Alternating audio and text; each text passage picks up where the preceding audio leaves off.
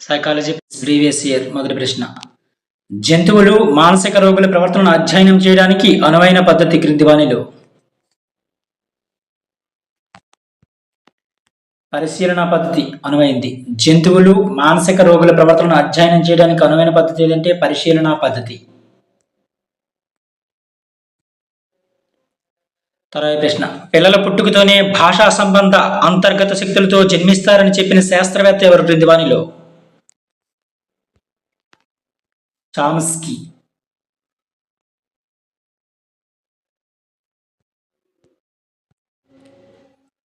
తర్వాత ప్రశ్న. చాలా తక్కువ ఉద్యోగాలకు వేల మంది ఇంటర్వ్యూకు హాజరవుతున్నారు, ఇక నాకేం వస్తుందిలే అని ఇంటర్వ్యూకు హాజరు కాకపోవడంలో అనుసరించిన రక్షక తంత్రం. ఉపసంహరణ.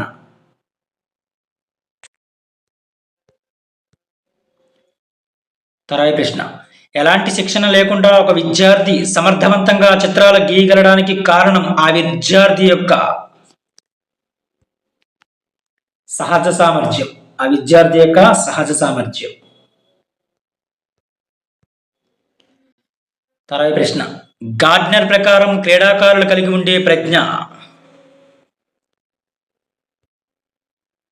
శారీరక స్పర్శాత్మక ప్రజ్ఞ కలిగి ఉంటారు. గార్డ్నర్ ప్రకారం క్రీడాకారులు కలిగి ఉండే ప్రజ్ఞ. తర్వాత ప్రశ్న. విరుద్ధమైన కోరికల ఫలితంగా వ్యక్తిలో ఏర్పడే బాధాకరమైన ఉద్వేగ స్థితిని ఏమంటారు. సంఘర్షణ అంటారు. సంఘర్షణ అంటారు. విరుద్ధమైన కోరికల ఫలితంగా వ్యక్తిలో ఏర్పడే బాధాకరమైన ఉద్వేగ స్థితిని సంఘర్షణ అంటారు. తర్వాత ప్రశ్న. ఎరిక్సన్ ప్రకారం ఉన్నత పాఠశాలలోని పిల్లలు ఈ మనోసాంఘిక క్లిష్ట పరిస్థితిని ఎదుర్కొంటారు. పాత్ర గుర్తింపు వర్సెస్ పాత్ర సందిగ్ధం. తర్వాత ప్రశ్న. థార్న్డైక్ ప్రకారం వ్యక్తిలోని చాలక కౌశలాలను నియంత్రిస్తూ యాంత్రిక ప్రజ్ఞను ప్రభావితం చేసే మెదడు భాగం క్రింది వానిలో. మధ్య మెదడు. తర్వాత ప్రశ్న. వ్యక్తి వికాస దశలో సర్దుబాటు దశగా పిలువబడే వికాస దశ క్రింది వానిలో. మధ్య వయసును. సర్దుబాటు దశగా పిలువబడే వికాస దశ ఏదంటే మధ్య వయసు. వ్యక్తి వికాస దశలలో సర్దుబాటు దశగా పిలువబడే వికాస దశ ఏదంటే మధ్య వయసు. తర్వాత ప్రశ్న. పాలపీకతో పాలు తాగే అలవాటున్న పిల్లవానికి గ్లాస్తో పాలు ఇచ్చినప్పుడు మొదట పాత పద్ధతిలో చప్పరించడానికి ప్రయత్నించి తర్వాత కొత్తగా గ్లాస్తో తాగడం నేర్చుకోవడం అనే సంజ్ఞానాత్మక ప్రక్రియ.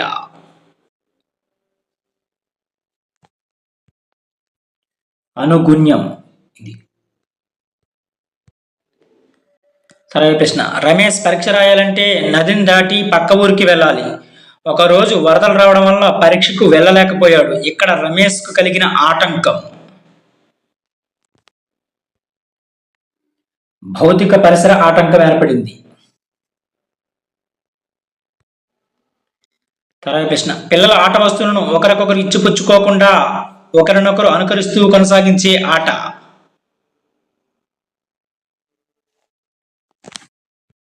సమాంతర క్రీడ. పిల్లల ఆట వస్తువులను ఒకరికొకరు ఇచ్చిపుచ్చుకోకుండా ఒకరికినొకరు అనుకరిస్తూ కొనసాగించే ఆట ఏదంటే సమాంతర క్రీడ.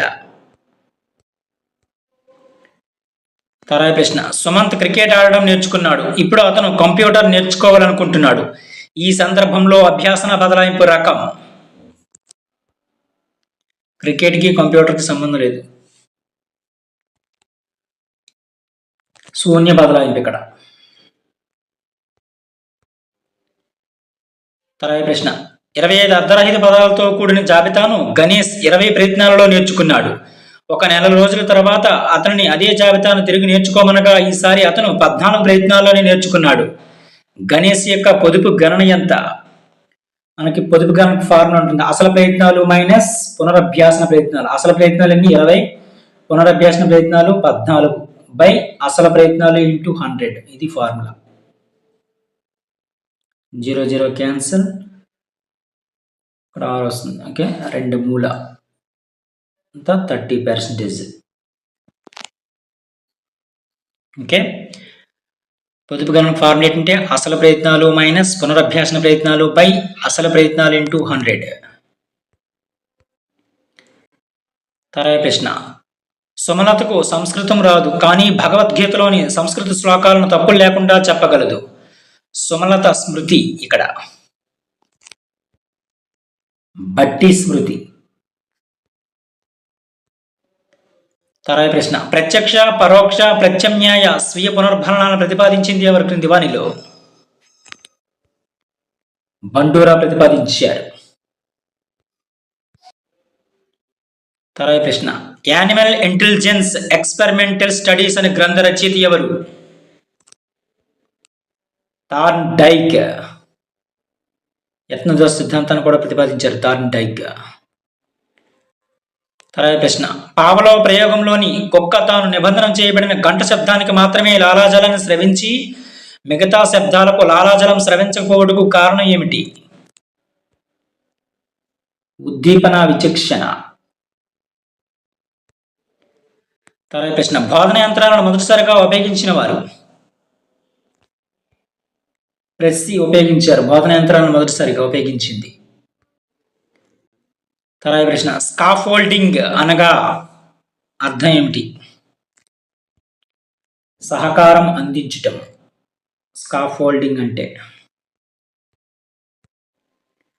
తర్వాత ప్రశ్న, మానసిక చలనాత్మక రంగానికి చెందినది క్రింది వానిలో? మానసిక చలనాత్మక రంగానికి చెందినది అనుకరణ.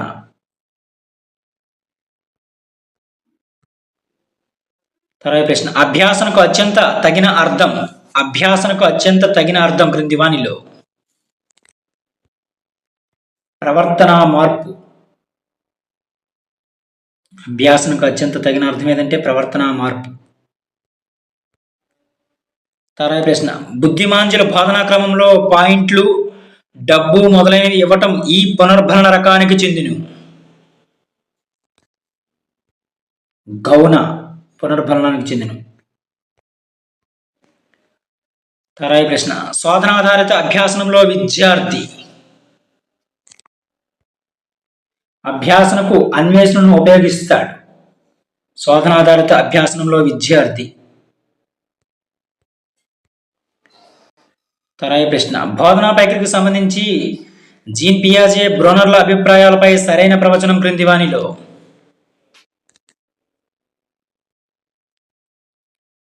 బోధనకు పిల్లల పరిపక్వతకు సంబంధం లేదని బ్రోనర్ భావన. తర్వాత ప్రశ్న, బార్ట్లెట్ ప్రకారం సమూహమునందరి సభ్యులతో సంబంధం లేకపోయినా ఒక విషయంలో ప్రత్యేక సామర్థ్యం కలిగి సమూహంపై ప్రభావం చూపే నాయకులను ఎలా పిలుస్తారు? నిపుణులు అంటారు. తర్వాత ప్రశ్న, భావ వ్యక్తీకరణ హక్కు బాలల హక్కుల్లో క్రింది వర్గానికి చెందిన? భాగస్వామ్య హక్కుకి చెందిన. తర్వాత ప్రశ్న, సిసిఈ ప్రకారం కళలు సాంస్కృతిక విద్యను బోధన చేయవలసిన ఉపాధ్యాయుడు ఎవరు? విజ్ఞాన శాస్త్ర ఉపాధ్యాయుడు బోధించాల్సి ఉంటుంది. తర్వాత ప్రశ్న, భాష గురించి జాతీయ పాఠ్య ప్రణాళిక చట్టం 2005 భావన కానిది?